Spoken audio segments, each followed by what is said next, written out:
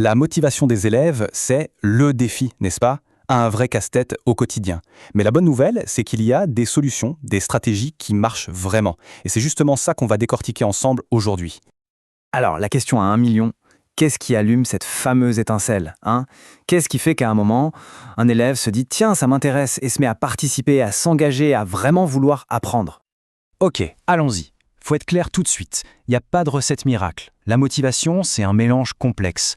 Un peu de psychologie, pas mal de pédagogie et beaucoup de liens humains. Par contre, ce qui existe, ce sont des leviers super efficaces. Et on a justement regroupé tout ça en 5 grands piliers. Le premier pilier, et c'est sans doute le plus important, donner du sens. C'est vraiment la base de tout. Parce que soyons honnêtes, si un cours a l'air complètement abstrait, ou si on ne voit pas du tout à quoi ça va servir, eh bien la motivation, elle tombe en flèche. C'est automatique. Alors concrètement, comment on fait? Il y a 3 super pistes. La première, c'est d'ancrer les leçons dans la vraie vie. Par exemple, au lieu de faire des maths abstraites, on calcule le budget d'un voyage. Tout de suite, ça parle plus. Deuxième point, être super clair sur les objectifs. Ok, à la fin de cette session, voilà ce qu'on saura faire. Ça donne une direction. Et enfin, la pédagogie par projet. Là, c'est le top. On ne travaille plus pour une note, mais pour créer un truc, un site web, une maquette. L'effort a un but qu'on peut voir et toucher. Allez, on passe au deuxième pilier.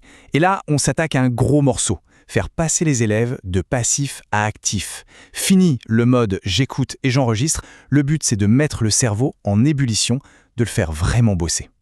Cette citation, elle tape en plein dans le mille. L'écoute passive, c'est vraiment l'ennemi de la motivation. C'est simple, quand on ne fait qu'écouter, le cerveau, il part en vacances. Pour qu'il y ait un vrai engagement, il faut de l'action. Et là, on voit bien la différence, c'est flagrant. D'un côté, le passif, écouter, lire, regarder. Et de l'autre, l'actif, débattre, créer, résoudre un problème. C'est pas du tout la même dynamique, on est d'accord. Alors, comment on active tout ça? Eh bien, il y a plein de stratégies. On peut déjà varier les plaisirs, des vidéos, des débats, des manips. Faut que ça bouge. Le travail de groupe, c'est aussi hyper puissant. Expliquer un concept à un camarade, c'est une des meilleures manières de le maîtriser soi-même. Et bien sûr, il y a la carte maîtresse, la ludification.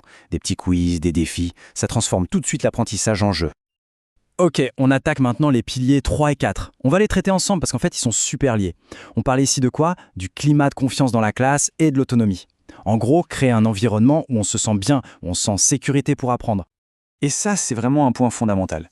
Un élève qui a peur d'être jugé, peur de se tromper, il ne prendra jamais de risque, il ne s'engagera pas.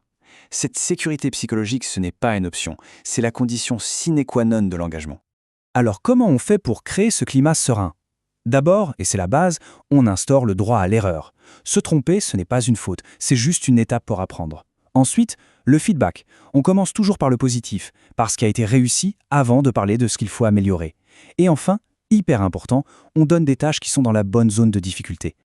Et cette fameuse bonne zone, elle a un nom un peu technique. C'est la zone proximale de développement. Qu'est-ce que c'est? C'est le sweet spot. Pas trop facile, parce que sinon on s'ennuie, mais pas trop dur non plus, sinon on se décourage. C'est pile l'endroit où on sent qu'on peut y arriver. Et c'est ça qui donne le goût de la réussite. Ce qui nous amène directement à l'autonomie.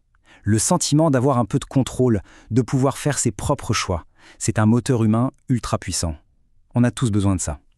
Et donner de l'autonomie, ça ne veut pas dire tout laisser faire, hein. Attention, ça peut être des choses toutes simples. Par exemple, laisser le choix entre plusieurs sujets d'exposé, ou le choix du format, un texte, une vidéo, un podcast, ou même juste l'ordre dans lequel faire les exercices. Donner des petites responsabilités dans la classe, ça marche aussi très bien. On arrive maintenant au 5e et dernier pilier. Et celui-là, il est crucial, même si on l'oublie parfois. C'est le rôle de l'enseignant. Son attitude, son énergie, c'est un vrai catalyseur. Et ce n'est pas juste une idée en l'air, c'est quasi scientifique. La passion, l'enthousiasme, la conviction d'un enseignant, c'est contagieux. C'est le fameux principe des neurones miroirs. Notre cerveau est une éponge à émotions. Il capte et reflète ce que les autres ressentent. Ça nous conduit tout droit à ce qu'on appelle l'effet Pygmalion. C'est un concept incroyable. En gros, plus les attentes envers quelqu'un sont élevées, plus cette personne a de chances de réussir. Le simple fait de croire en la capacité d'un élève peut littéralement booster ses performances. Nos attentes créent leur réalité. Donc, la posture idéale, c'est quoi? C'est un savant mélange. De l'enthousiasme, du vrai, du sincère, une attitude bienveillante mais exigeante, je crois en toi, donc je te pousse à donner le meilleur. Et puis, la capacité à casser la routine, à surprendre, pour que la flamme ne s'éteigne jamais. Bon, si on résume, le but final de tous ces piliers, ce n'est pas juste de faire en sorte que les élèves fassent leurs devoirs. Non, l'objectif est beaucoup plus profond. Il s'agit de transformer la nature même de leur motivation. Il faut bien voir la différence. Il y a deux types de motivation. D'un côté, celle qui vient de l'extérieur, l'extrinsèque. On travaille pour la bonne note, pour la récompense ou par peur de la punition. Et de l'autre côté, il y a la motivation intrinsèque, celle qui vient de l'intérieur. La curiosité, le simple plaisir d'apprendre, la fierté de devenir meilleur. Tout l'enjeu, c'est de les faire passer de la première à la seconde.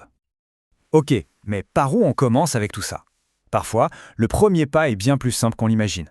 Avant toute chose, le plus important, c'est peut-être tout simplement de leur donner la parole, de les écouter, vraiment.